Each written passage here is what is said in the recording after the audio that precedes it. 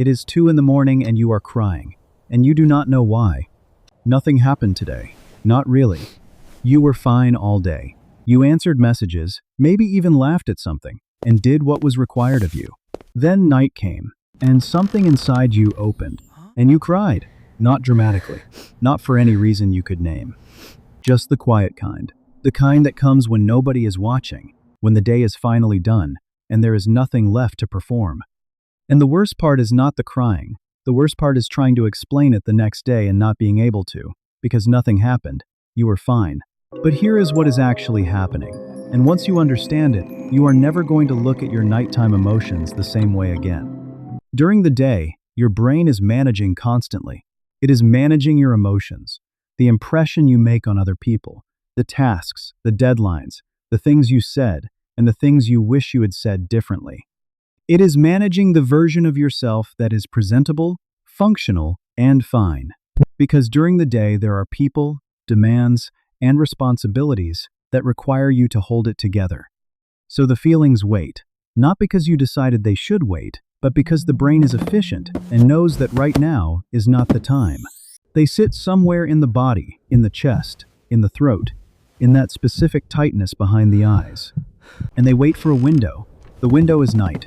Night is when the demands stop. The phone quiets down. The obligations end.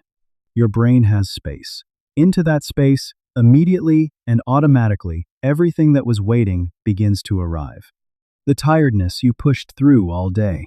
The loneliness you smiled over.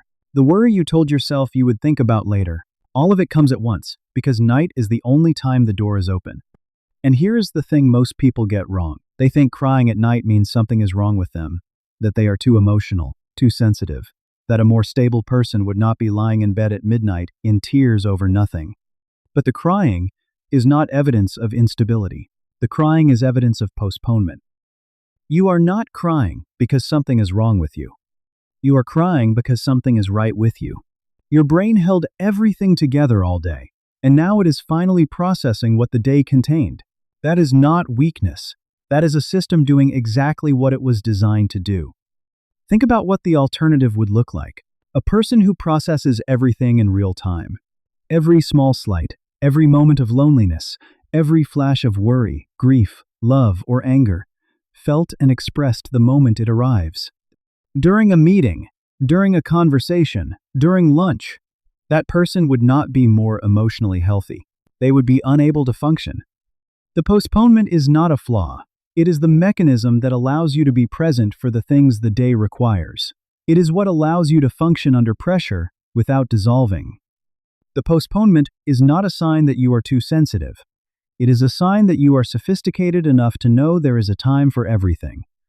But here is the deeper thing. The reason the night crying has become a pattern for you specifically. The reason it is not occasional, but regular. The reason it is not a response to one hard day, but a response to the sustained accumulation of days where everything was held and nothing was released.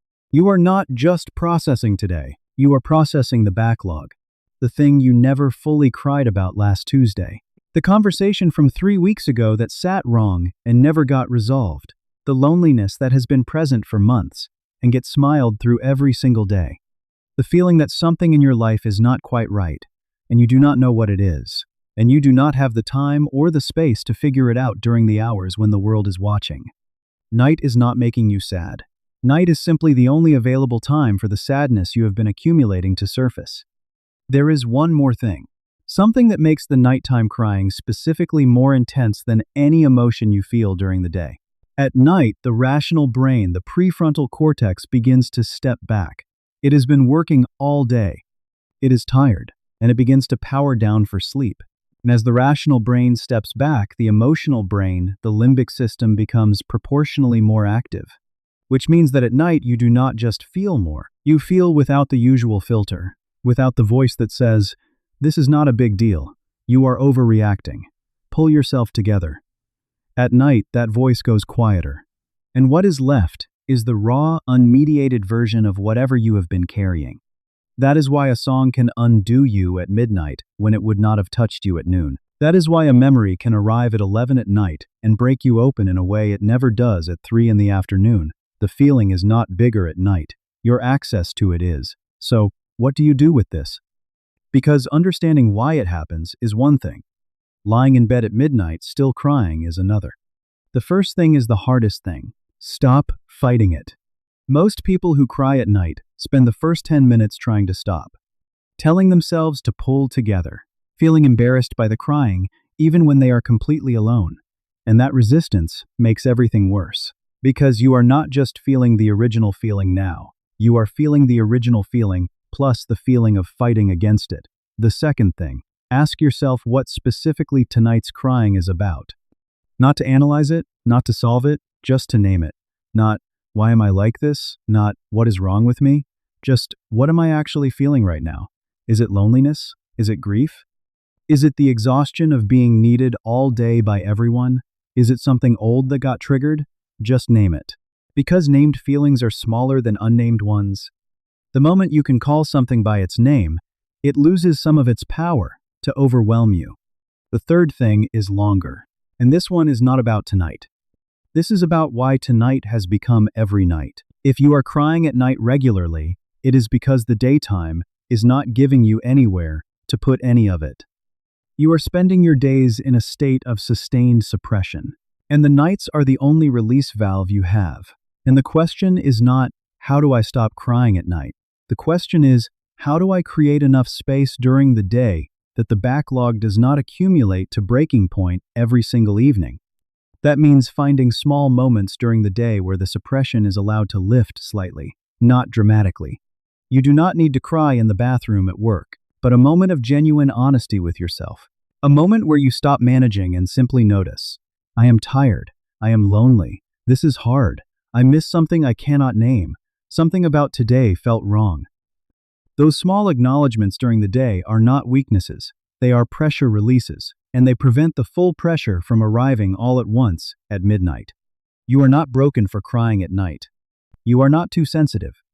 You are not unstable. You are a person who holds things together all day, for a world that needs you to hold things together.